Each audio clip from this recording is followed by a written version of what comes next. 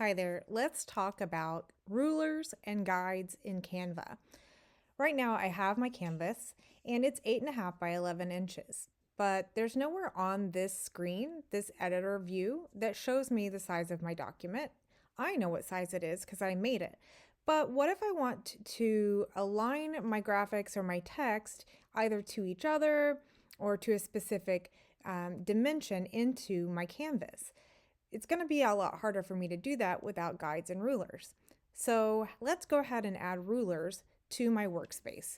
The way we do that is we come up to File, Settings, and Show Rulers and Guides. Instantly you can see that I've got a ruler on the top and the side. Those rulers are going to be in the same unit of measure that I set my file up, so mine's in inches. But if you used a different unit of measure, yours will reflect that.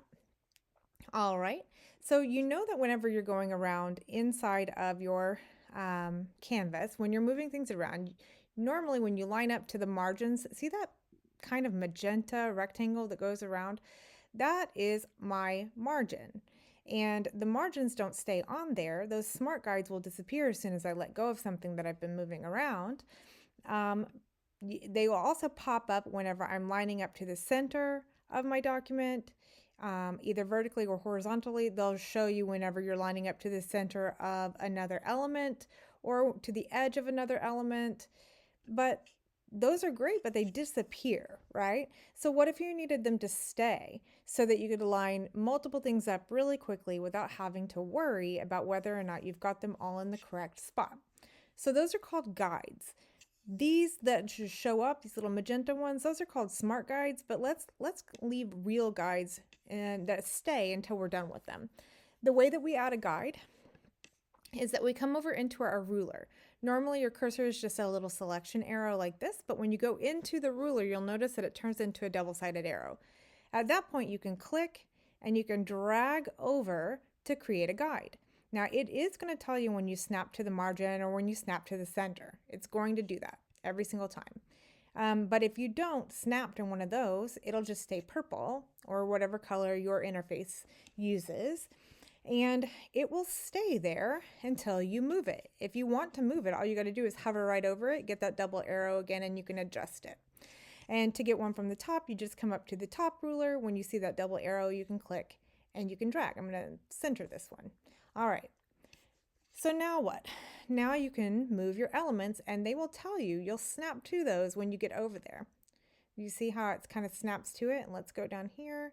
And it works similarly to the smart guides. You'll still see the purple ones that'll pop up and show you when you're lining up. But these right here will stay here until you are done with them. Now, what if you need to make a second page and you want to use those same guides on the second page? Well, good news is when you add the second page, your guides will follow you. Now, if you change these here, you are also changing them here. So make sure that whatever guides you're creating, you are wanting them to be universal. You can change them from page to page, but it's just not going to save them. So the better idea, if you needed another one, is just to pull more out. It can get a little cluttered, but remember, these guidelines do not become a part of your design. They are literally just there while you're working. As soon as you're finished and you save your file, they disappear off of anything that you've saved or exported out in any form or fashion. Okay, so what if you do want to get rid of one? You're like, okay, I didn't even need this one. So what am I going to do with it? I'm just going to grab it and drag it over into the pasteboard and let it go. And it disappears. It's gone. Another way to get rid of them is to come up to File and Settings and to just clear the guides. You can also lock your guides if you want them to remain firmly in place. I know that sometimes when you get a lot of stuff on your canvas, and you're moving things around, sometimes it's easy to accidentally move a guide when you meant to move the element.